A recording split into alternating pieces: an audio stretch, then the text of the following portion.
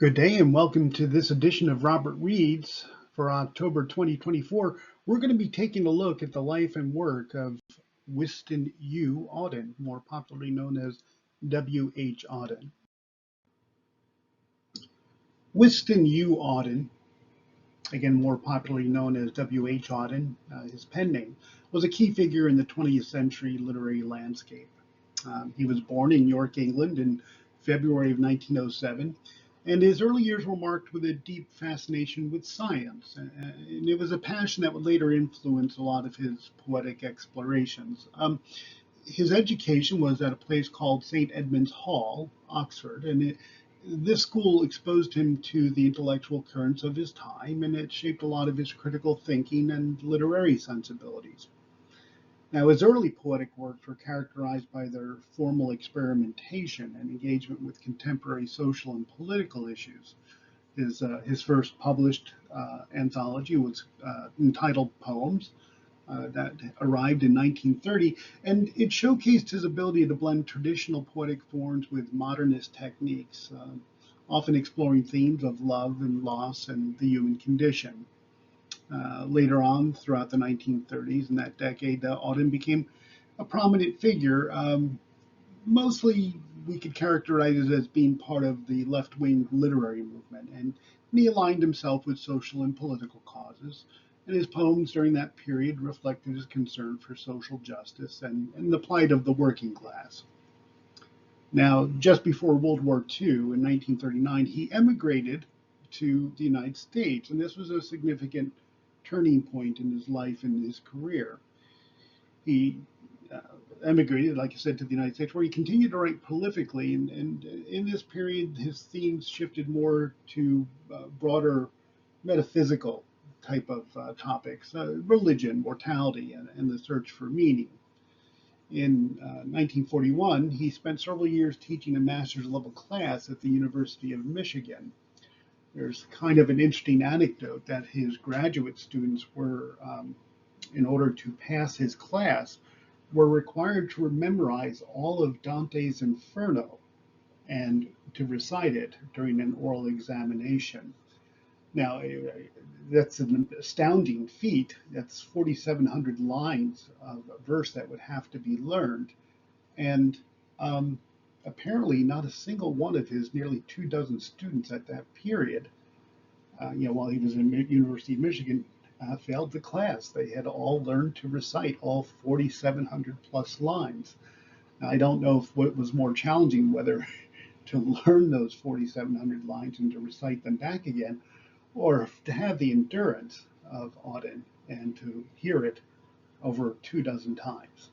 Anyway, his later works, such as For the Time Being, which was kind of a Christmas-oriented oratorio in honor of his mother, and The Age of Anxiety, they both demonstrate a shift towards more introspective and philosophical approach to poetry. Now, his contributions to the literary world were widely recognized, and he received numerous awards and honors throughout his career. He was considered to be a candidate for the Poet Laureate of the United Kingdom after the death of John Masefield, but it was not awarded since he had taken American citizenship. And his legacy today as a poet and a thinker continues to inspire and captivate readers, and his works remain relevant and thought-provoking today. The poem Funeral Blues was originally written by Auden as actually more of a satiric piece, kind of making fun of the adulation that accompanied the death of some public figures, politicians, if you will, and how over the top the expression of grief was. But nonetheless, it's an important piece, especially since it took on quite a bit of poignancy when it was actually part of a movie known as Three Funerals and a Wedding, or was it Four Weddings and a Funeral, I think it was. That's correct.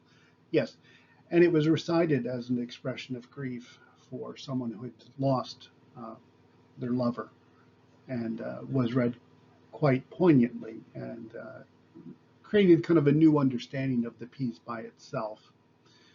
It stands it stands under both standards that it could be a satiric piece against, kind of commenting on the adulation that might accompany a public figure, especially in a pop culture that we experience today, and people feeling such high levels of grief seems a little silly. But I think on a personal level, it's a poem that resonates with many of us. Stop all the clocks, cut off the telephone, prevent the dog from barking with a juicy bone.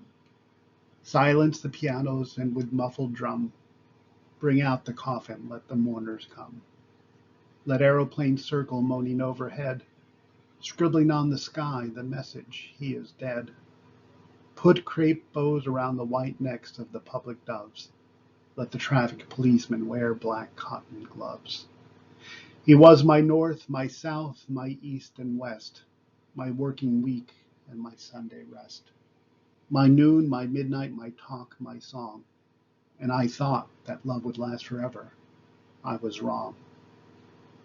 The stars are not wanted now. Pull out every one. Pack up the moon and dismantle the sun. Pour away the ocean and sweep up the wood, for nothing now can ever come to any good. W.H. Auden, Funeral Blues. Well, that wraps it up for the October 2024 edition of Robert Reads. As we looked at the life and work of W.H. Auden and his rather famous piece, Funeral Blues. Quick reminder, you can always sign up for our newsletter, monthly newsletter, spoken word poetry at the quick response code above. And also a reminder, we're having a spoken word production here at the Elberon Library. And again, many thanks to the Long Branch Free Public Library for allowing us to produce spoken word events here, as well as use of the library for our taping.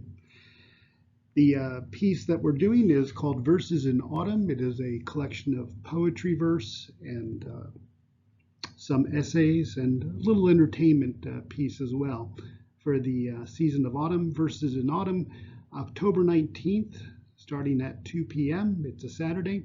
We'd love to see you there.